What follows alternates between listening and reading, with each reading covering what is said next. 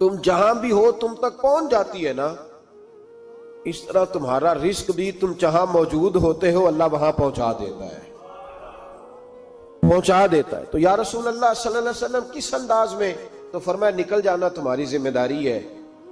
فرمایا سویرے پرندے بھی نکل جاتے ہیں اور شام کو جب لوٹتے ہیں تو اللہ انہیں پیٹ بھر کے روزی عطا فرماتا ہے، حالانکہ ان کو نہیں پتا ہوتا ہمارا کارخانہ کہاں ہے، ہم نے کہاں جا کے مزدوری کرنی ہے، ان کو نہیں پتا ہوتا کہ ہمارا دفتر کہاں ہے، ہم نے کس آفس میں بیٹھنا ہے، ان کو نہیں پتا ہوتا کہ ہم نے کہاں جا کے مال خریدنا ہے اور کہاں سے ہم نے پھر اس کو دوبارہ بیچنا ہے، انہیں خبر نہیں ہوتی، اللہ پہ بھروسہ کر کے نکل جاتے ہیں۔ نکلنا تو تیرے ذمہ ہے کہ نہیں؟ فرمایا وہ تو ڈیوٹی کر، شام کو اللہ جو رب پرندوں کو روزی دیتا ہے وہ تجھے بھی عطا فرمائے گا۔ ایک بات اپنے ذہن میں یاد رکھ لیں، رٹ لیں کہ جو میرے لیے بہتر تھا میرے رب نے مجھے دے دیا ہے، تو بات ختم ہو گئی۔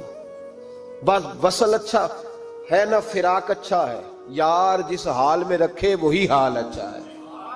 بس جو میرے حق میں بہتر تھا میرے رب نے مجھے، مسئلہ یہ ہے کہ تو اس پہ راضی ہونے کو تیار نہیں۔ حضرت علی کرم اللہ تعالی وجہ الکریم نے میرے نبی پاک کی ایک حدیث بیان کی ہے، اور جناب علی جب یہ حدیث بیان کیا کرتے تھے تو حضرت مجاہد فرماتے ہیں یوں لگتا تھا کہ جیسے حضرت علی ہمیں ہر پریشانی سے نکال رہے ہیں۔ مولا علی شیر خدا رضی اللہ تعالیٰ عنہ فرماتے ہیں کہ مجھے میرے نبی پاک صلی اللہ علیہ وسلم نے ایک طریقہ دیا تھا ٹینشن فری ہونے کا۔ آپ فرماتے ہیں مجھے تو بڑا راس آیا ہے، تم بھی اگر کر لو گے تو تمہیں بھی فائدہ دے گا۔ کہا وہ کیا؟ حضرت علی کہنے لگے محبوب علیہ السلام نے فرمایا تھا لوگو تم اللہ کے دیے ہوئے تھوڑے رزق پہ راضی ہو جاؤ، وہ تمہاری تھوڑی عبادت سے تم سے راضی ہو جایا کرے گا۔ بس تم 2 نفل بھی پڑھو گے تو اللہ راضی ہو جائے گا، تم 1 رکوع بھی سویرے اٹھ کے پڑھو گے تو وہ راضی ہو جائے گا، وہ تمہارے 313 درود شریف سے راضی ہو جائے گا، تم اس کے دیے ہوئے تھوڑے رزق سے راضی ہو جاؤ۔ ٹینشن اس لیے ہوتی ہے کہ ہم راضی نہیں جو اس نے ہمیں دیا ہے۔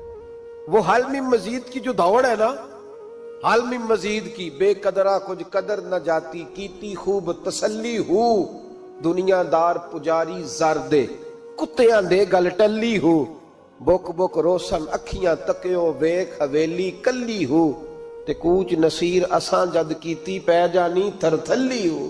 تو یاد رکھیں یہ جو ہے نا مصیبت کے مال آ کیوں نہیں رہا، وہ سامنے والا پلاٹ میرے گھر کے سامنے ہے گھر کے سامنے، پر رجسٹری میرے نام کیوں نہیں؟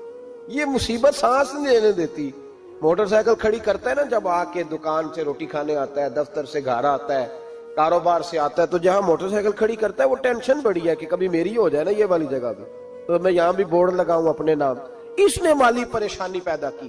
تو جس حال میں ہے، کیونکہ تو نے اپنا یہ حال خود نہیں بنایا، جس نے بنایا ہے وہ بڑا بہتر جانتا تھا کہ تو اسی حال میں اسے اچھا لگتا ہے۔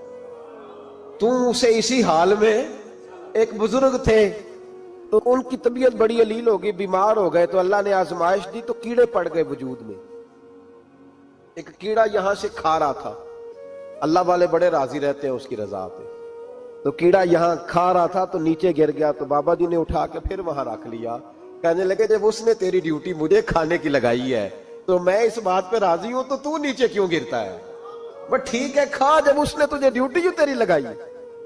سالبہ بن عبد الرحمن ایک صحابی تھے، سالبہ غالباً نبی پاک صلی اللہ علیہ وسلم کی خدمت میں آئے، کہنے لگے یا رسول اللہ صلی اللہ علیہ وسلم غربت بڑی ہے، میرے لیے دعا کریں اللہ زیادہ مال دے۔ تو محبوب صلی اللہ علیہ وسلم نے فرمایا تو جس حال میں اچھا ہے وہ تیرے لیے بہتر ہے، جس میں تو ہے وہی حال تیرے لیے، فرمایا تو جس حال میں ہے نا وہ حال تیرے لیے بہتر ہے، اسی میں رہ۔ کہ نہیں حضور دعا کرے، فرمایا سالبہ تو باز آ جا، حضور دعا کرے، فرمایا تو باز آ جا، 2-3 دفعہ کہا، ضد کی، محبوب نے فرمایا جا پھر اللہ تجھے زیادہ پیسے دے گا۔ چند بکریاں خریدی، اتنی برکت ہوئی کہ بکریوں کے ریوڑ بن گئے، پھر کچھ بکریاں بیچ کے گائے خرید لی، ان کے بھی ریوڑ ہو گئے، پھر کچھ اونٹ اونٹنیاں لے لی، ریوڑ ہی ریوڑ۔ پہلے 5 وقت مسجد میں آتے تھے، اب فجر اور عشاء رہ گئی۔ پھر مال زیادہ ہوا تو مدینے شہر میں کوئی جگہ ہی نہیں، مدینے سے باہر حویلی خریدی، پھر جمعہ ہی رہ گیا، جمعے کے جمعے آتے۔ زکوٰۃ کا حکم آیا، میرے نبی کریم अलैहिस्सलाम ने हजरत अबू हुरैरा को भेजा, फरमाया जा उसे कह तेरी ज़कात बनती है 2.5%। सालबा के पास हुजूर ने पैगाम भेजा। पहले तो कहा तेरे लिए बेहतर नहीं माल, जब इसरार किया तो बड़ी बरकत हो गई, बड़ा आया तो फरमाया ज़कात दे, 2.5% ज़कात है। अब जब सोचा कि 5 ऊँटों पे एक बकरी जाएगी और बड़ा सारा मुझे देना पड़ेगा, अब जब गौर किया तो ये तो ना कहा कि मैं नहीं देता। हजरत अबू हुरैरा से कहने लगे नबी करीम अलैहिस्सलाम की खिदमत में अर्ज करना कि मैं खुद आऊंगा। हजरत अबू हुरैरा ने आके अर्ज की या रसूल अल्लाह सल्लल्लाहु ताला अलैहि वसल्लम, हुजूर वो कहते थे मैं खुद आऊंगा। तो कहते महबूब ने ठंडी सांस ली, फरमाया उसे कहा था कि तेरे लिए माल बेहतर नहीं, अब हलाक हो गया, हाय अफसोस हलाक हो गया। उनको भी थोड़ी देर के बाद एहसास हुआ ये मैंने क्या किया, नबी पाक कोई कह दिया नहीं है, हुजूर को कह दिया बाद में आऊंगा। अब दौड़े आए, अर्ज की हुजूर मैं सारा कुछ लेके आया हूं, कबूल कर ले। महबूब ने फरमाया गोया बिलाल हबशी की खुश्क खजूर भी कबूल है, और सुहैब रूमी एक अट्टी बान की लाए तो वो भी कबूल है, और अम्मार बिन यासर और मुसअब बिन उमैर अगर 2 दिनार दे जाए और कोई पुराना जोड़ा किसी सिपाही के लिए छोड़ जाए तो वो भी कबूल है, लेकिन तू अपना लाखों लेके चला जा, तेरा कोई नहीं कबूल, माफ कर दे।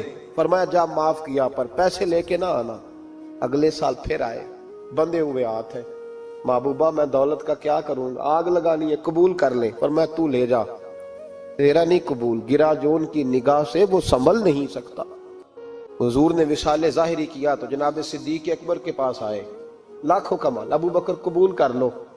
तो जनाब सिद्दीक अकबर कहने लगे उसका कर लो जिसका नबी ने नहीं किया, चल जा कोई नहीं चाहिए। हजरत उमर के जमाने में कहर पड़ गया, बारिशें नहीं होती, गल्ला नहीं मिलता, हालात खराब है, माली तौर पे बहरान आ गया, गुर्बतें, मजबूरियां, तकलीफें, आके रोए उमर मेरा कबूल कर लो, मुझे माफी तो मिल गई थी ना।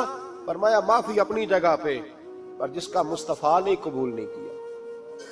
बहुत सारे लोगों को पता ही नहीं कि उनका कबूल ही नहीं हुआ, और वो उलझे हुए, उन्हें खबर ही नहीं कि असल बात क्या है।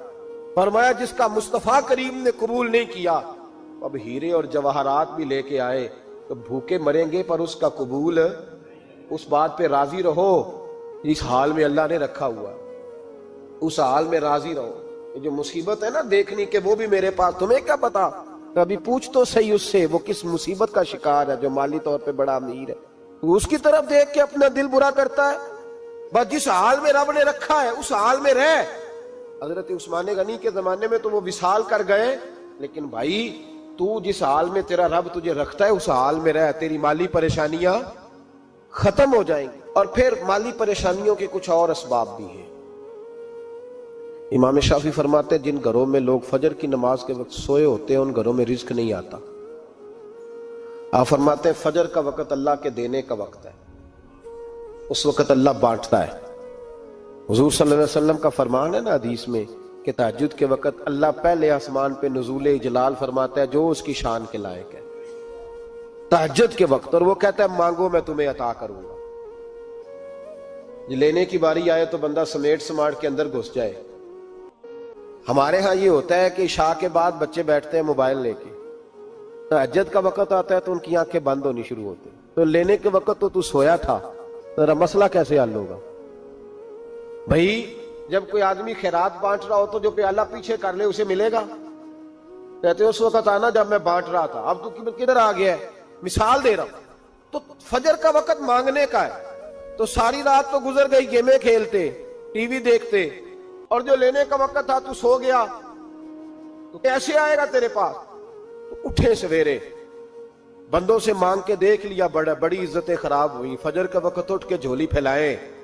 मेरे रसूल पाक अलैहिस्सलाम फरमाते, रब फरमाते जब बंदे मेरे आगे झोली फैलाते मुझे शर्म आती है, कैसे खाली वापस कर दूं? तो उसके सामने झोली फैलाएं सवेरे उठ के, रिस्क में बरकत होगी।